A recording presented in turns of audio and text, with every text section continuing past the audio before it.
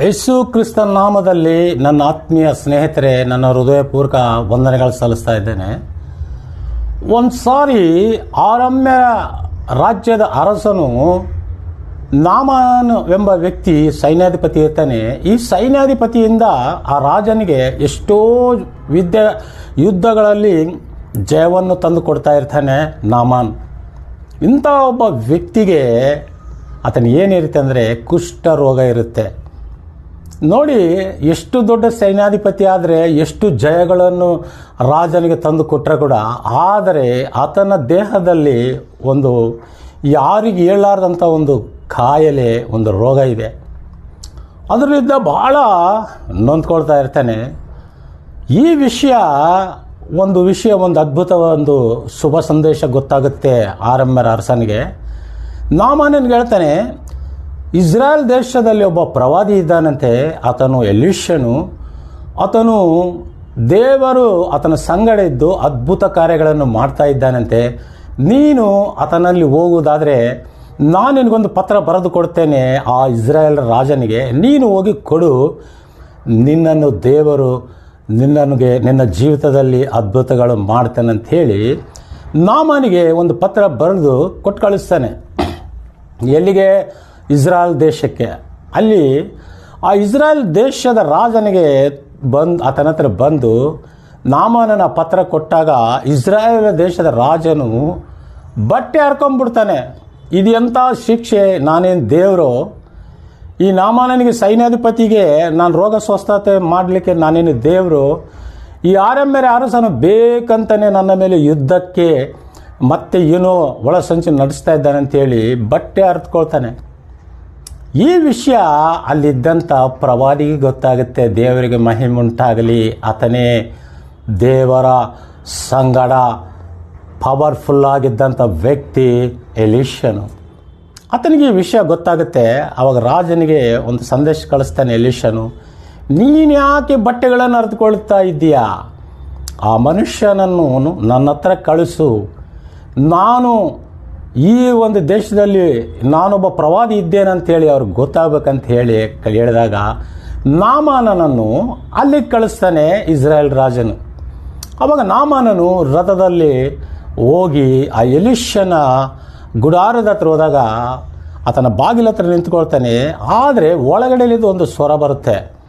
ಎಲೀಷನ್ ಹೇಳ್ತಾನೆ ತನ್ನ ಶಿಷ್ಯನಿಗೆ, ನಾಮಾನನು ಬಂದಂಥ ಮಾರ್ಗದಲ್ಲಿ ಯೋರ್ದಾನ್ ನದಿಯೊಳಗಡೆ 7 ಸಾರಿ ನೀರಲ್ಲಿ ಮಿಂದು ಎದ್ದು ಸ್ವಸ್ಥತೆ ಆಗುತ್ತಾನೆ ಅಂತ ಹೇಳು ಅಂತ ಹೇಳ್ತಾನೆ. ಈ ವಿಷಯ ಈ ನಾಮಾನನಿಗೆ ಬಂದು ಹೇಳಿದಾಗ ನಾಮಾನನು ಭಾಳ ಕೋಪಗೊಳ್ತಾನೆ. ನಾನು ಎಷ್ಟೋ ದೂರಲಿದ್ದ ಬಂದಿದ್ದೇನೆ, ಇವರು ಪ್ರವಾದಿಯವರು ಬಂದು ನನ್ನ ಮೇಲೆ ಕೈ ಇಟ್ಟು ಪ್ರಾರ್ಥನೆ ಮಾಡಿ ನನಗಾಗಿ ದೇವರಲ್ಲಿ ಪ್ರಾರ್ಥನೆ ಮಾಡ್ತಾನಂತ ಹೇಳಿದ್ರೆ ನನಗೆ ಹೋಗಿ ನದಿಯೊಳಗಡೆ 7 ಸಾರಿ ನೀರಲ್ಲಿ ಮಿಂದು ಎದ್ದು ಸ್ವಸ್ಥನಾಗು ಅಂತ ಹೇಳ್ತಾ ಇದ್ದಾನಲ್ಲ ಅಂದಾಗ ನೊಂದ್ಕೊಳ್ತಾನೆ ಮನಸ್ಸಿನಲ್ಲಿ. ನಮ್ಮ ದೇಶದಲ್ಲಿ ಇಲ್ವಾ ಈ ಯೋರ್ದಾನ್ ನದಿಗಿಂತ ಒಳ್ಳೆ ನದಿಗಳಿದೆ, ಅಲ್ಲೇ ನೀರಲ್ಲಿ ಮಿಂದು ಎದ್ದು ನಾನು ಸ್ವಸ್ಥತೆ ಆಗ್ಬೋದಾಗಿತ್ತಲ್ಲ ಅಂತ ಹೇಳಿದಾಗ ರಥವನ್ನು ಓಡಿಸುವ ಸಾರಥಿ ಹೇಳ್ತಾನೆ ನಾಮಾನ್ಗೆ, ಅಯ್ಯ ಯಜಮಾನ್ರೆ, ಅವ್ರು ನಮಗೇನು ಭಾರ ಹೇಳಿಲ್ವಲ್ಲ, ನಮಗೆ ಭಾರ ಹೊರ್ಲಿಕ್ಕೂ ಕೂಡ ಏನು ಹೇಳಿಲ್ವಲ್ಲ. ಅವ್ರೇನು ಹೇಳಿದರು? ನೀನು ಹೋಗ್ತಾ ಯೋರ್ದಾನ್ ನದಿಯೊಳಗಡೆ 7 ಸಾರಿ ನೀರಲ್ಲಿ ಮಿಂದು ಎದ್ದು ಸ್ವಸ್ಥನಾಗು ಅಂತ ಹೇಳಿದಾನಲ್ವಾ ಅಂತ ಹೇಳ್ತಾನೆ.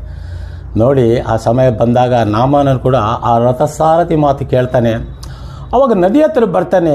ನದಿಯಲ್ಲಿ ಯೋರ್ದಾನ್ ನದಿಯೊಳಗಡೆ ಇಳಿದು 1 ಸಾರಿ ಮುಳುಗ್ತಾನೆ, ನೋಡ್ಕೊಳ್ತಾನೆ. 2 ಸಾರಿ ಮುಳುಗಿದು ಎದ್ದೊಳ್ತಾನೆ, ನೋಡ್ತಾನೆ, ರೋಗ ಹೋಗಿರಲ್ಲ.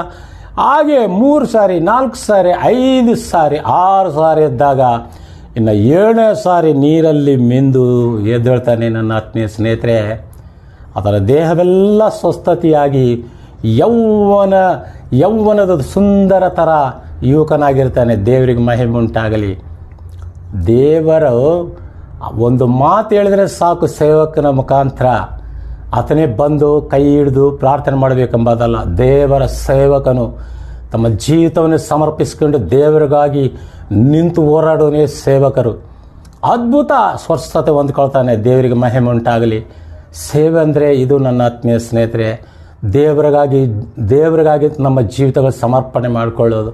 ಏನೋ ನಾವು ಉಪಜೀವನ ಮಾಡೋದಕ್ಕೋಸ್ಕರ ನಾವು ಏನೋ ಇದರಲ್ಲಿ ಬಂದು ಏನೋ ನಾವು ಸೇವೆ ಮಾಡಿ ನಮ್ಮ ಜೀವಿತಗಳನ್ನು ಏನೋ ಕಟ್ಕೋಬೇಕೆಂಬುದಲ್ಲ. ಬೇಡ, ದೇವರು ನಿನ್ನನ್ನು ಸೇವೆಗೆ ಕರೆಯದಿದ್ದರೆ ನಾವು ಸೇವೆ ಮಾಡುವುದೇ ಅವಶ್ಯಕತೆ ಇಲ್ಲ. ನಮ್ಮ ಜೀವನ ಒಂದು ಕೆಲಸ ಮಾಡಿಕೊಂಡು ನಾವು ಒಂದು ವಿಶ್ವಾಸಿಯಾಗಿ ನಾವು ದೇವರ ಸಭೆಯಲ್ಲಿ ವಿಶ್ವಾಸಿಗಳಾಗಿದ್ದರೆ ಸಾಕು. ದೇವರು ಸೇವೆ ಮಾಡಬೇಕಾದ್ರೆ ದೇವರು ನಿನ್ನನ್ನು ಕರಿಬೇಕು. ನೋಡಿ, ಆ ಸಂತೋಷ ತಟ್ಕೊಳ್ಳಾರ್ದೆ ನಾಮಾನನು ರಥವನ್ನು ತೆಗೆದುಕೊಂಡು ಮತ್ತೆ ಇವರು ಪ್ರವಾದಿ ಹತ್ರ ಬರ್ತಾರೆ. ಸಂತೋಷ ತಟ್ಕೊಳ್ಳೋಕ್ಕಾಗಲ್ಲ, ಒಳ್ಳೆ ಸುಂದರ ಯುವಕನಾಗಿರ್ತಾನೆ. ಅವ ಹೇಳ್ತಾನೆ ಸೇವಕರಿಗೆ, ಅಯ್ಯ ಪ್ರವಾದಿಗಳೇ, ಒಂದು ಮಾತಿನಲ್ಲಿ ನಾನು ನಿಮ್ಮ ಮಾತಿನ ಮುಖಾಂತರ ನಾನು ಸ್ವಸ್ಥತೆ ಆಗಿದ್ದೇನೆ, ತಗೊಳ್ಳಿ, ಬೆಳ್ಳಿ ಬಂಗಾರ ಬೇಕಾದಷ್ಟಿದೆ ಅಂದಾಗ ಸೇವಕರೊಂದು ಮಾತು ಹೇಳ್ತಾರೆ. ನನ್ನ ಆತ್ಮೀಯ ಸ್ನೇಹಿತರೆ, ಏನು ಗೊತ್ತಾ, ನಾನು ದೇವರ ಸನ್ನಿಧಾನದಲ್ಲಿ ನಿಂತುಕೊಂಡು ದೇವರ ಸೇವೆ ಮಾಡುವನಾದ ನಾನು ನಿನ್ನ ಒಂದು ಕಾಣಿಕೆ ಕೂಡ ನನಗೆ ಅವಶ್ಯಕತೆ ಇಲ್ಲ, ನೀನು ಸಂತೋಷದಿಂದ ನಿನ್ನ ದೇಶಕ್ಕೆ ಹೋಗಂತ ಹೇಳ್ತಾನೆ. ದೇವರಿಗೆ ಮಹಿಮೆ ಉಂಟಾಗಲಿ. ಸೇವೆ ಅಂದರೆ ಇದು. ದೇವರ ನಾಮಕ್ಕೆ